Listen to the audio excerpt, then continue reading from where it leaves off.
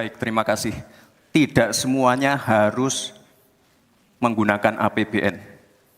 Contoh IKN, banyak yang gagal paham.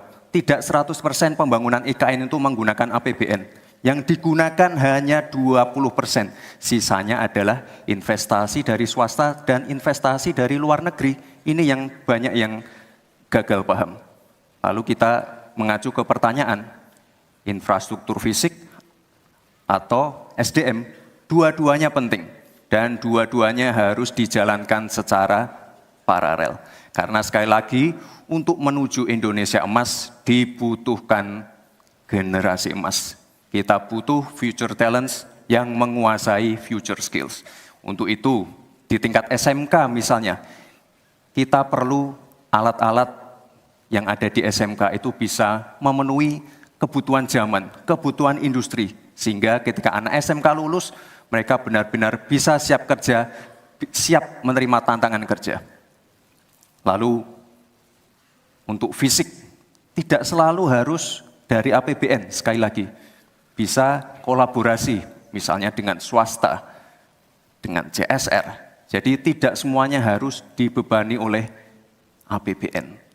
Lalu, apa PR kita ke depan? PR kita ke depan harus bisa menambah penerimaan negara. Untuk itu, kami dari Paslon 2 akan membentuk lembaga badan penerimaan negara yang dikomandoi langsung oleh Presiden.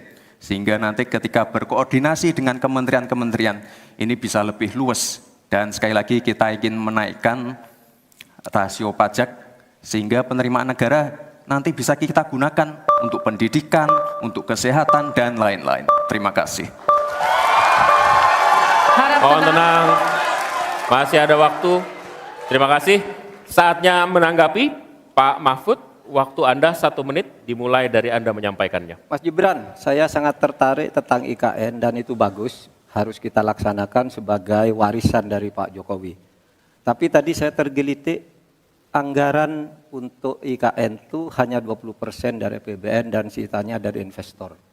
Sejauh yang kita baca, sampai sekarang belum ada satupun investor yang masuk ke sana. Coba kalau ada sebutkan, kalau ada sebutkan misalnya 2 atau 1 gitu, investor mana yang sudah masuk ke sana. Yang saya dengar justru ada ratusan ribu hektar tanah sudah dikuasai oleh pengusaha-pengusaha tertentu sekarang ini. Nah, saya setuju ke depannya itu agar mengundang investor, IKN harus diteruskan tetapi pendanaannya harus sesuai dengan tujuan semula, bahwa itu sebenarnya mengundang investor. Tapi sekarang ini yang sudah jadi itu semuanya dari APBN. Sehingga memang diperlukan langkah-langkah perbaikan agar warisan baik Presiden Jokowi ini bisa kita lanjutkan. Terima kasih, selesai. Baik. Terima kasih. Kita masih lanjut. Masih lanjut. Mohon tenang. Selanjutnya giliran calon wakil presiden nomor urut 1 Bapak Muhaimin Iskandar untuk memberikan tanggapan. Waktu Anda 1 menit. Kita mulai ketika Anda mulai berbicara. Mohon tenang dulu. Iya. Saya baru tahu kalau boleh di sini juga. Supaya lebih dekat sama panelis. Bisa mulai. Jadi saya setuju bahwa yang paling penting bukan soal infrastruktur dulu atau SDM dulu. Yang paling penting dari ini adalah kemampuan membaca skala prioritas. Seluruh proyek-proyek besar yang ambisius, ini IKN sebagai salah satu contoh saja, itu kalau hanya mengandalkan APBN hampir 500 triliun.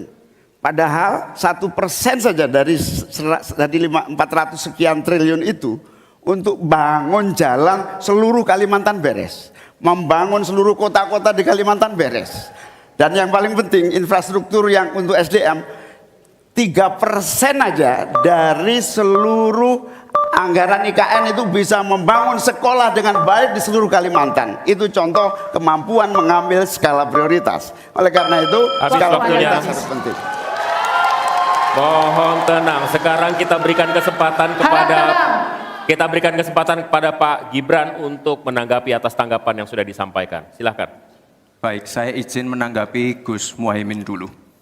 Saya ingat sekali Gus Muhaimin dulu sempat ikut meresmikan dan potong tumpeng di IKN. Ini gimana? Ini nggak konsisten. Dulu dukung, sekarang nggak dukung karena menjadi wakilnya Pak Anies yang mengusung tema perubahan. Sekali lagi Gus, mohon maaf, IKN ini bukan hanya membangun bangunan pemerintah, tapi juga sebagai simbol pemerataan pembangunan di Indonesia, sebagai simbol transformasi pembangunan di Indonesia. Dan untuk menanggapi Prof. Mahfud, Prof, mungkin nanti setelah pulang dari debat bisa di Google, sudah banyak yang masuk Mayapada, Agung Sedayu. Dan nanti akan tambah lagi mungkin setelah Pilpres, karena mereka akan pasti akan wait and see, melihat stabilitas politik di Indonesia. Terima kasih Prof.